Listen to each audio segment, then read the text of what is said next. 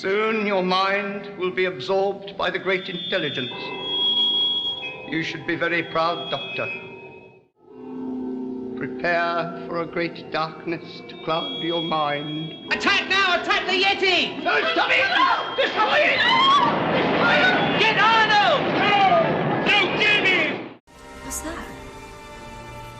What were you expecting? A body? Bodies are boring. I've had loads of them. Goodbye. Goodbye.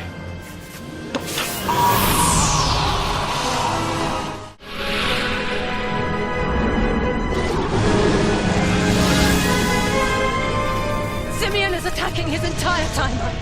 Hello and welcome back to the History of series. Today's entry to the archive is a rather old one, a great old one, primarily interacting with the 2nd and 11th Doctors, a rather strange combination. We have, of course, the Great Intelligence, one that has widespread effects across the Doctor's timeline. So, without further ado, let's begin.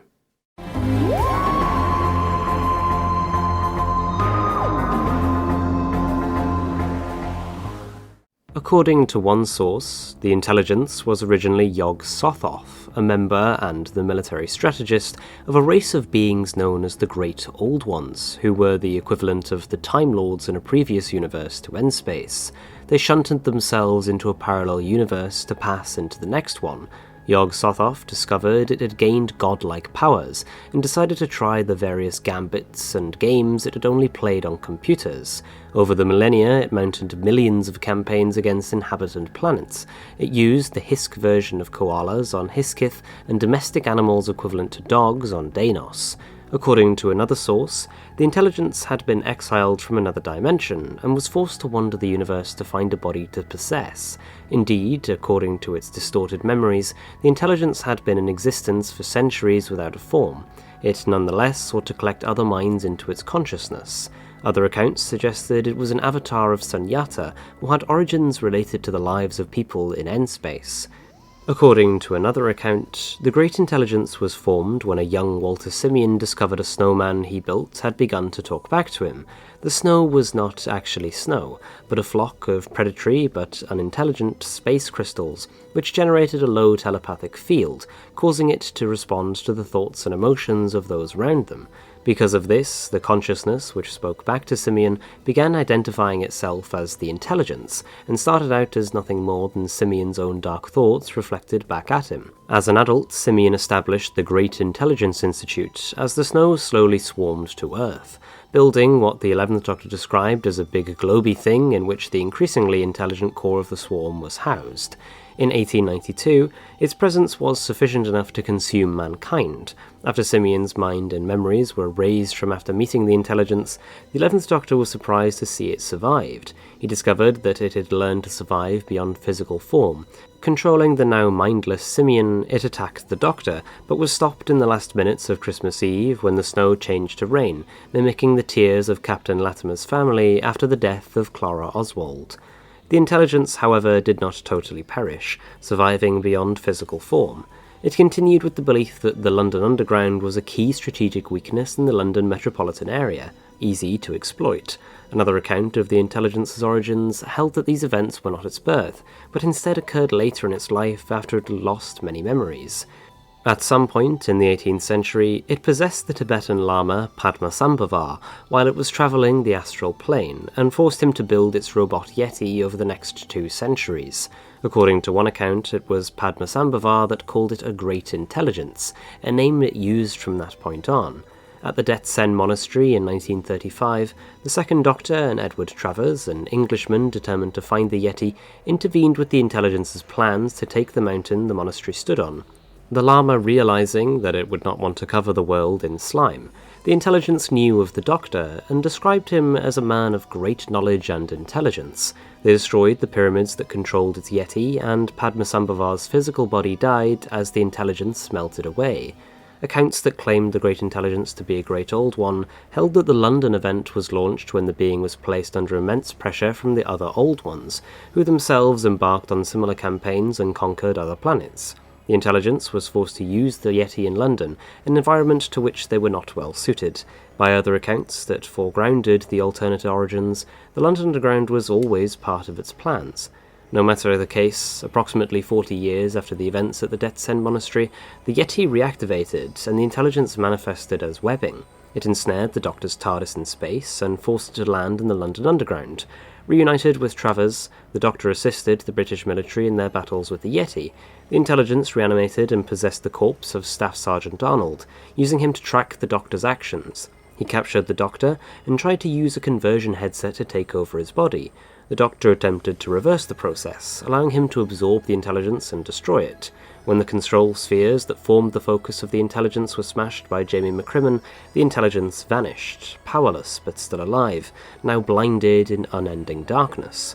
One account suggested that the Celestial Intervention Agency had manoeuvred the Second Doctor into his 2 confrontations with the intelligence in the interests of Gallifreyan security. In October of that same year, the intelligence followed Lethbridge-Stewart, Sally Wright, and Owen Vine to New York City, where it attempted to use the Yeti and infected rats to turn the population of the city into a vast computer. Aided by Edward Travers and Adrienne Kramer, the 3 successfully repelled the invasion. The intelligence was still around a couple of years later and controlled Norma Vine. It was trapped on Earth because of his link to Toby Kinsella and Travers. It sent Norma around London to find pieces of equipment for a machine. Travers tried to communicate with it, and it overtook his mind, and decided to destroy his lab. Kinsella found a door to its base through a temporal tear in Hyde Park, where she was able to find Travers and the intelligence. The combined wills of Travers and Kinsella overwrote the intelligence's connection to Vine, and it fled this plane of existence, though it was still bound to the Earth and vowed to try again. In the 1980s, while millions of miles away in deep space, the intelligence again used the Yeti in Tibet in another attempt at world conquest. Possessing the dead body of Shiro Sugimoto, the intelligence tried to drain the knowledge from Bruce Healey, only to be attacked by the Lama Gampo and the real Tibetan Yeti.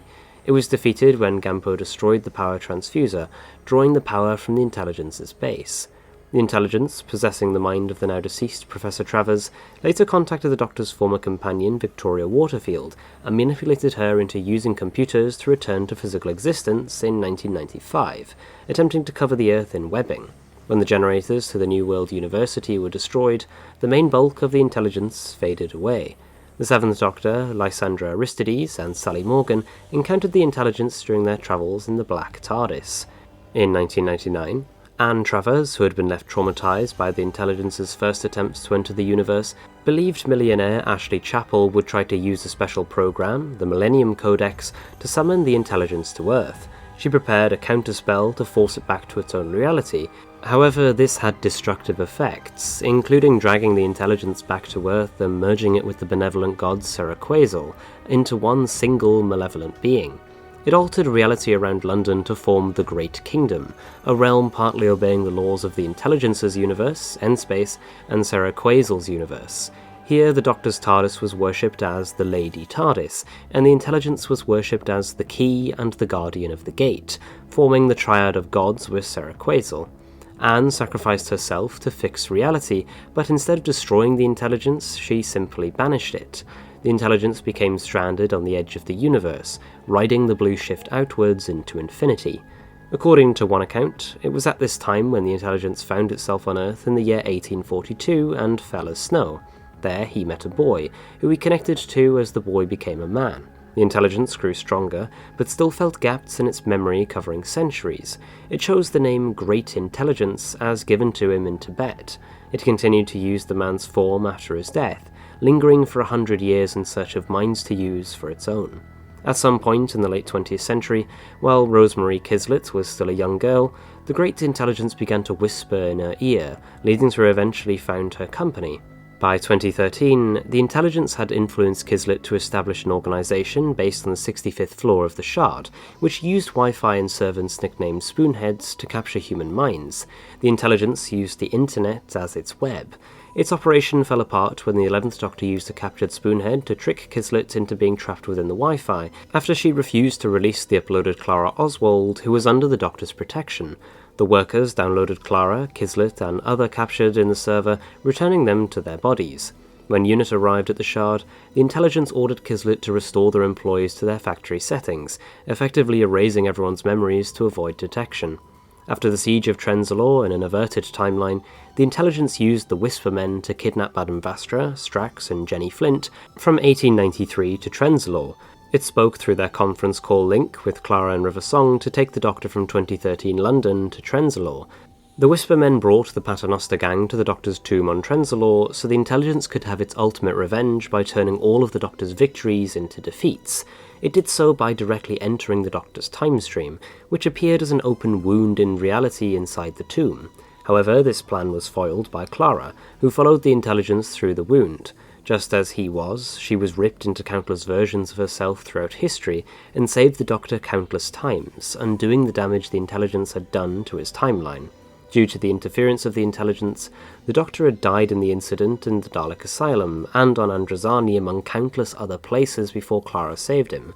Nevertheless, the Great Intelligence may have been responsible for engineering the events on Androzani, which led to the Fifth Doctor's regeneration into the Sixth Doctor.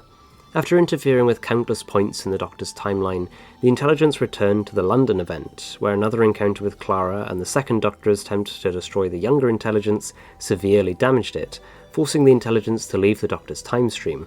Realising that Clara would be waiting at every turn to defeat it, the weakened intelligence travelled down the timeline of Alistair Lethbridge-Stewart instead, intending to kill the Doctor's greatest ally. After one failed attempt, the intelligence arrived in 1937 and found itself drawn instead to Alistair's brother, James, who carried the original soul with which it would be reincarnated as the being who would become the Great Intelligence centuries later. Its curiosity drew itself to join with James, but it then found that it could not remove itself from its own soul. After manipulating James into killing himself, the intelligence became trapped inside Remington Manor in Cornwall. Weeks after the original London event in 1969, another reincarnation of the intelligence's immortal soul. A final showdown in Remington Manor between the intelligence and Lethbridge-Stewart saw the intelligence finally defeated. Despite this appearing to be the final defeat of the being, the last trace of it permeated in the ruins of Remington Manor. In an alternate timeline, where the London event succeeded, and both Colonel Lethbridge-Stewart and the Doctor were killed in the new timeline, without them to stand against it, the intelligence spread its universe throughout southern England, bringing thousands of minds into its own. The TARDIS, taking on human form, revealed the truth of the intelligence's being, that it was the imprint of a multi-dimensional being, and a stalemate was called. The intelligence could never win as long as the TARDIS existed, and the TARDIS could never restore time unless the intelligence was cast out. Impatient and not wishing to continue the stalemate, the intelligence allowed the TARDIS to cast it out into the void, and time was restored. On a parallel Earth, the Great Intelligence launched an attack on the Republic of Great Britain. Cochet, here having not become the Master, saved the world from the intelligence, but was then captured, tortured, and pumped for information for years by the Republican security forces. And that is the story of the Great Intelligence, one with two distinct origins that in the grand scheme of things are meaningless. Either way, it was a creature of evil trying to find a form that suited it, all in the purpose of universal domination. But anyway guys, thanks for watching. If you enjoyed this video then be sure to leave a like and subscribe down below as it really helps out the channel. But as always, thanks for watching.